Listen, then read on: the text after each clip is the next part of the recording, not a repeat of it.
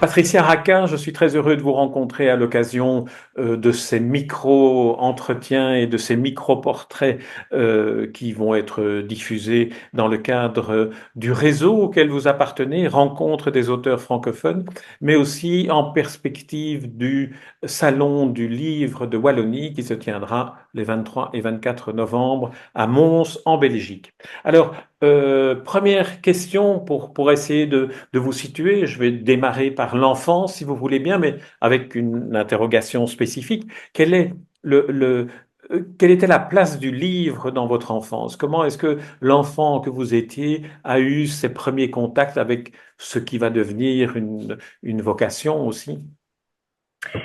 Alors, la question est très, très, très intéressante en ce qui me concerne, pour la simple raison que j'avais pas vraiment de contact avec les livres, mais j'ai été très, très jeune, extrêmement attirée par le monde extérieur. Et en fait, pour moi, il y avait vraiment deux mondes, le monde des livres et le monde de la vraie vie.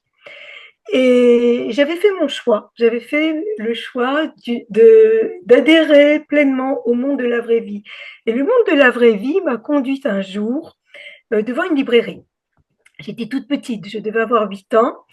Et je me suis postée devant la devanture de cette librairie.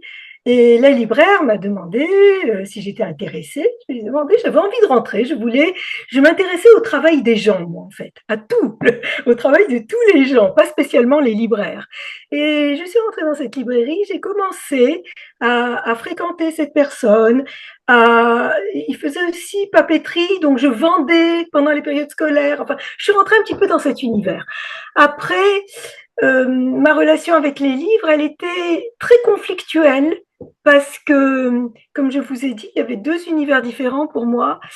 Et comme vous avez pu peut-être un petit peu effleurer dans la correspondance que j'ai eue avec ma sœur, j'ai beaucoup associé l'écriture à de la douleur, à de la maladie, à quelque chose dont il fallait vraiment se méfier. Pour moi, en tout cas, écrire, c'était rentrer dans quelque chose d'un petit peu dangereux. Voilà pour ma réponse. Mais voilà, après, petit à petit, c'est très ambivalent parce qu'à la fois, j'étais très réservée par rapport à tout ça et en même temps, j'ai toute ma vie été extrêmement attirée par les gens de lettres et par les écrivains et toutes mes rencontres déterminantes, elles ont été faites autour de personnes, de gens de l'écriture, je vais dire. Voilà. Alors, on lit lorsqu'on va sur Internet et qu'on écrit votre nom, on voit que vous êtes thérapeute ou bien vous avez été thérapeute auprès de la petite enfance déficiente. Alors, est-ce que le rapport à l'écriture et le rapport à l'enfant dans un traitement, dans une thérapie, est-ce qu'il y a des points communs ou est-ce qu'il y a quelque chose qui vous nourrit dans la littérature, qui vous permet de nourrir votre travail de thérapeute ou l'inverse? Oui, c'est plutôt l'inverse. C'est-à-dire que mon travail de thérapeute, elle provoque. Bon, j'ai exercé pendant. Je suis à la retraite là, actuellement. J'ai exercé pendant 32 ans. J'ai été à la fois enseignante spécialisée auprès d'enfants déficients intellectuels et art thérapeute. Art thérapeute, ça veut dire que c'était pas spécialement lié à l'écriture, mais j'ai beaucoup travaillé avec ces enfants autour de la relation, c'est-à-dire les arts de la scène et la danse en particulier, et la peinture aussi. Pour l'écriture, c'est l'inverse, c'est-à-dire que c'est ce que je vivais qui a nourri mon écriture. Pas dans le sens où je racontais effectivement ce que je vivais, mais dans le sens où il y avait tous ces débordements comment dire, des trop-pleins affectifs, des trop-pleins de douleurs, de souffrances qu'il fallait loger quelque part. Et l'écriture m'a permis, surtout la poésie, m'a permis ça.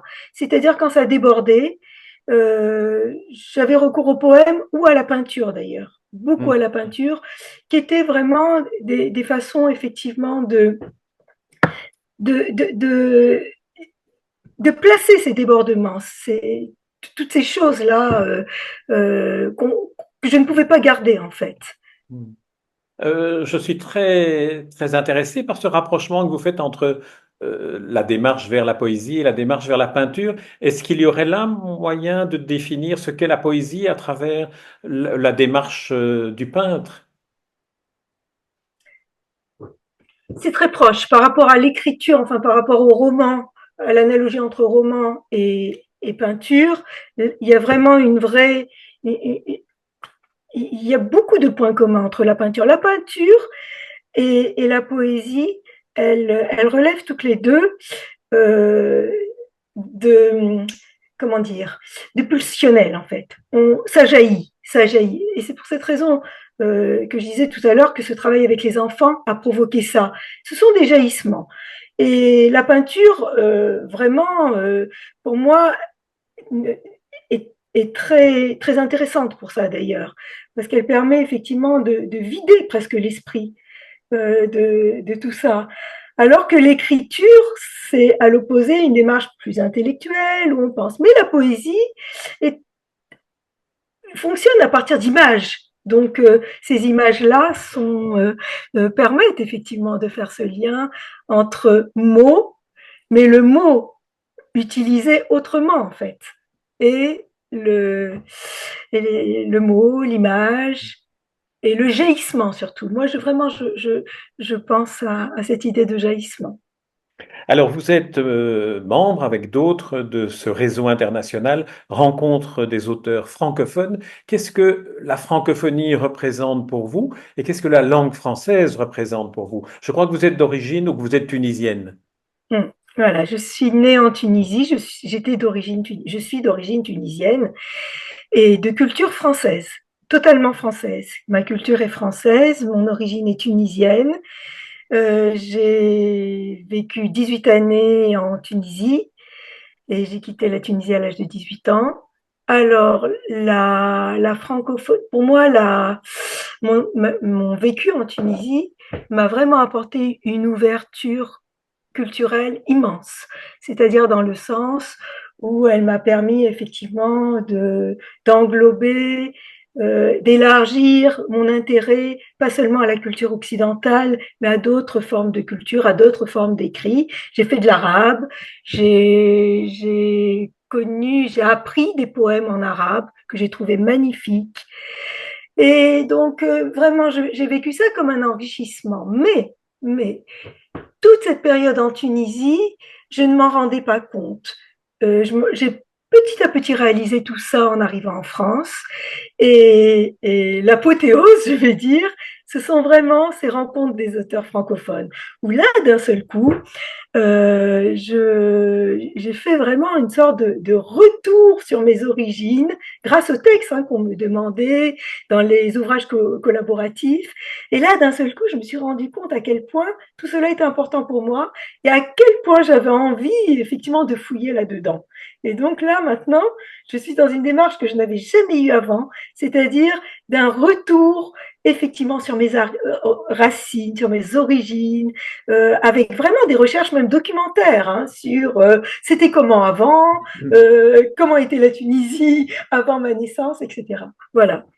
Donc pour moi, c'est une très grande, un très grand changement. Vraiment, ça m'a apporté quelque chose de très important dans ma façon d'écrire.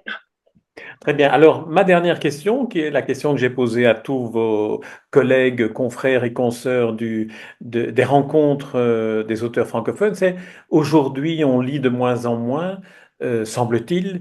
Quelle est la place de la littérature? Quelle est sa fonction aujourd'hui? Ou quelle pourrait être sa fonction aujourd'hui dans un monde marqué par les réseaux sur Internet, marqué par l'immédiateté, marqué par la multitude des images dont finalement on n'a plus les vocabulaires de déchiffrement. Bon, alors justement, parce que c'est tout ce que vous venez de dire, que ma réponse en négatif, ça va être la littérature, c'est tout sauf un divertissement. C'est tout sauf un divertissement. Ça doit être justement euh, c'est plein de choses en fait. C'est plein de choses. C'est euh, une possibilité, mais ça tout le monde le sait, de vivre d'autres vies dans d'autres lieux. On a là deux prix actuels qui viennent de nous permettre effectivement de partager une expérience au Rwanda, une expérience en Kabylie avec ces deux prix. Et j'ai beaucoup, beaucoup aimé, moi, ce qu'a dit Gaël Faye. J'ai lu son livre. Hein. J'avais lu avant qu'il obtienne le prix. Et j'avais beaucoup aimé parce que j'avais écouté un petit entretien avec lui où il disait qu'effectivement, pour lui, euh, le roman, le roman, justement, était la meilleure façon de faire de l'histoire, finalement. De faire de l'histoire, c'est-à-dire de relater des événements historiques. Pourquoi? Parce que relater des événements historiques, ça ne peut pas être froid, en fait. Ça nous traverse, ça à travers nous, toujours.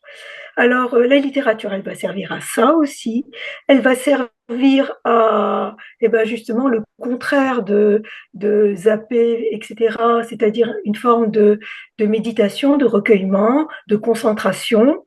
Et puis, c'est aussi une forme de, c'est une possibilité pour nous tous, même ici en Occident, de s'émanciper, de gagner en ouverture, en empathie, en plein de choses.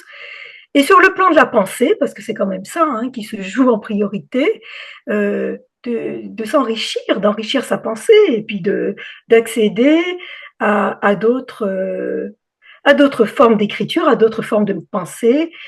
Voilà, je pense que j'ai fait le tour Très rapidement. bien. Très bien. Eh bien, on va terminer sur cette analyse de la fonction de la littérature que vous nous proposez et nous nous retrouverons sans aucun doute à Mons lors du Salon du Livre de Wallonie à Mons en Belgique. Merci beaucoup. Eh ben, merci à vous et À puis au très plaisir de bientôt vous alors. revoir. Donc, à très À bientôt. très bientôt.